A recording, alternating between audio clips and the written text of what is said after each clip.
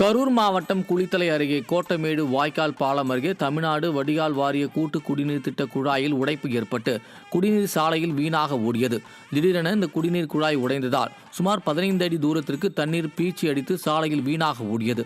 இதனால் அப்பகுதியில் குடிநீர் தட்டுப்பாடு ஏற்படும் அபாயம் உள்ளதாக பொதுமக்கள் அச்சம் தெரிவித்துள்ளனர்.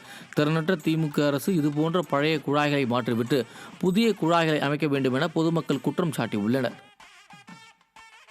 விருதுநகர் மாவட்டம் ராஜபாளையத்தில் கட்டப்பட்டுள்ள புதிய நியாய விலைக் கடையை திமுக அரசு திறக்காமல் சிறுபான்மை மக்களை வஞ்சிப்பதாக குற்றச்சாட்டு எழுந்துள்ளது. ராஜபாளையம் நகராட்சி அப்துல் கலாம் தெரு பகுதியில் புதிதாக நியாய விலைக் கடை கட்டி முடிக்கப்பட்டது.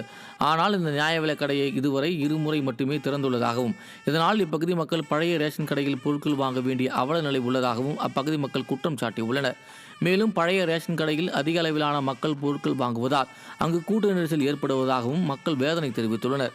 எனவே திறனற்ற திமுக அரசு வெறும் விளம்பரத்திற்காக ரேஷன் கடையை கட்டி கொடுக்காமல் ரேஷன் கடையை நிரந்தரமாக திறக்க வேண்டும் என வலியுறுத்தியுள்ளனர். திண்டுக்கல் மாவட்ட அரசு மருத்துவமனையில் உரிய சிகிச்சை அளிக்கவில்லை என பாதிக்கப்பட்ட நபர் குற்றம் சாட்டியுள்ளார். வேல்வார்கோட்டை பகுதியைச் சேர்ந்த சையத் ஆசிக் என்பவர் தனது தந்தைக்கு திண்டுக்கல் அரசு மருத்துவக் கல்லூரி மருத்துவமனையில் உரிய சிகிச்சை அளிக்காததால் அவரை மதுரை அரசு மருத்துவமனைக்கு அழைத்துச் சென்றுள்ளார். அங்கு அவரை பரிசோதித்த மருத்துவர்கள் இரத்த குழாயில் அடைப்பு இருப்பதாகவும் அதை சரி செய்ய முடியாது எனவும் கூறி மீண்டும் திண்டுக்கல் அரசு மருத்துவமனைக்கு அனுப்பி வைத்துள்ளனர். மேலும் மருத்துவர்கள் உரிய மருந்துகளை கூட வழங்கவில்லை எனவும் வாக்குவாதம் செய்த பிறகே மருந்துகள் கொடுக்கப்பட்டதாகவும் குற்றம் சாட்டினார். திறனற்ற திமுக ஆட்சியில் அரசு மருத்துவமனைகளின் தரம் மோசமாகி வருவதாகவும் பொதுமக்கள் குற்றம் சாட்டியுள்ளனர். மதுரை ஜிஹெச்லையும் கன்சர்வேட்டிவ் மேனேஜ்மெண்ட் தான் பண்ண முடியும். அவங்கள திண்டுக்கல் ஜிஹெச்லேயே வச்சு ட்ரீட்மெண்ட் பண்ணுங்க, அப்பாவுக்கு சர்ஜரி பண்ண முடியாதுன்னாங்க. ஒரு 15-20 டேஸ் திண்டுக்கல் ஜிஹெச்ல வச்சு பார்த்தேன். ட்ரீட்மெண்ட் சரியா கொடுக்க மாட்டாங்க, டேப்லெட் சரியா கொடுக்க மாட்டாங்க. எது கேட்டாலும் போனா அவங்க நம்மள ரொம்ப இரிட்டேட் பண்ற மாதிரியே பேசுறாங்க. மனசுக்கு ரொம்ப கஷ்டமா இருக்கு. சரியான ட்ரீட்மெண்ட் கிடைக்கும்னு நம்பிதான் நாங்க போனோம்.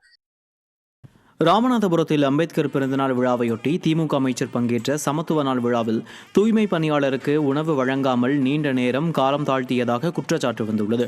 பால்வளத்துறை அமைச்சர் ராஜகண்ணப்பன், மாவட்ட ஆட்சித்தலைவர், சட்டமன்ற உறுப்பினர் உள்ளிட்டோர் கலந்து கொண்ட இந்நிகழ்ச்சியில் அமைச்சர், ஆட்சியர் உள்பட மற்றவர்களுக்கெல்லாம் முன்கூட்டியே உணவு வழங்கப்பட்ட நிலையில் தூய்மை பணியாளர்களுக்கு 1.5 மணி நேரத்திற்கு மேலாக உணவு வழங்கப்படவில்லை. விடியா ஸ்டாலின் ஆட்சியில் அரசு துறை சார்பில் ஏற்பாடு செய்யப்பட்ட நிகழ்ச்சியில் தூய்மை பணியாளர்களுக்கு உணவு வழங்குவதில் பாரபட்சம் காட்டிய சம்பவம் அதிருப்தியை ஏற்படுத்தியுள்ளது. ஒன்றியத்தில் பணிபுரியக்கூடிய தூய்மை பணியாளர்களுக்கு நலவாரி அட்டை வழங்குவதாக தாட்கோ மூலம் அறிவித்தார்கள்.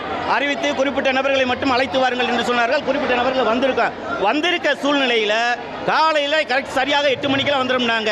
ஆனால் நாங்கள் 8 மணிலேருந்து இப்போ மணி 1:15 இந்த இடத்துல இருக்கிறோம்.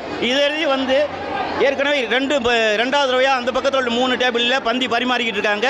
வந்த விருந்தினர்கள் அமைச்சர் உட்பட மாவட்ட ஆட்சியர் உட்பட சாப்பிட்டுட்டு போயிட்டாங்க. அதற்கு பிற்பாடு அடுத்த லைனில் பரிமாறிட்டாங்க. இந்த பக்கம் இருக்கிறது பூராமே தூய்மை பணிபுரிவோர் தான் இங்கே இருக்கிறாங்க. தூய்மை காவலர், தூய்மை பணியாளர்கள் இருக்கிறாங்க. இவங்களுக்கு சாப்பாடு கிடைக்குமா என்னன்ற பெரிய அவலம் இருக்குது. இதுதான் சமத்துவ நாள் விழாவா என்பது எங்களுக்கு ஒரு பெரிய கேள்விக்குறியாக இருக்குது. நீலகிரி மாவட்டத்திற்கு வரும் சுற்றுலா வாகனங்களில் பாஸ் சோதனை மேற்கொள்வதில் ஏற்பட்ட மந்தத்தால் 3 கிலோமீட்டர் தூரத்துக்கு வாகன நெரிசல் ஏற்பட்டது.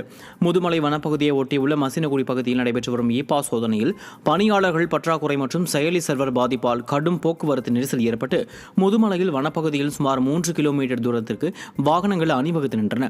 இதனால் விடுமுறையை கொண்டாட ஆர்வமுடன் வந்த சுற்றுலா பயணிகள் கடும் சிரமத்திற்கு உள்ளாகினர்.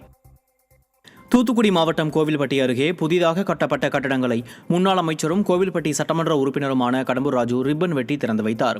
சட்டமன்ற உறுப்பினர் மேம்பாட்டு நிதியிலிருந்து கயத்தார் பேரூராட்சி இந்திரா நகரில் 8 லட்சம் ரூபாய் மதிப்பில் கலையரங்கமும், மந்தித்தோப்பு கிராமத்தில் 25 லட்சம் ரூபாய் மதிப்பில் சமுதாய நலக்கூடமும் கட்டப்பட்டுள்ளது. இதனை திறந்து வைத்த கடம்பூர் ராஜு பின்னர் தூய்மை பணியாளர்களுக்கு நலத்திட்ட உதவிகள் வழங்கினார்.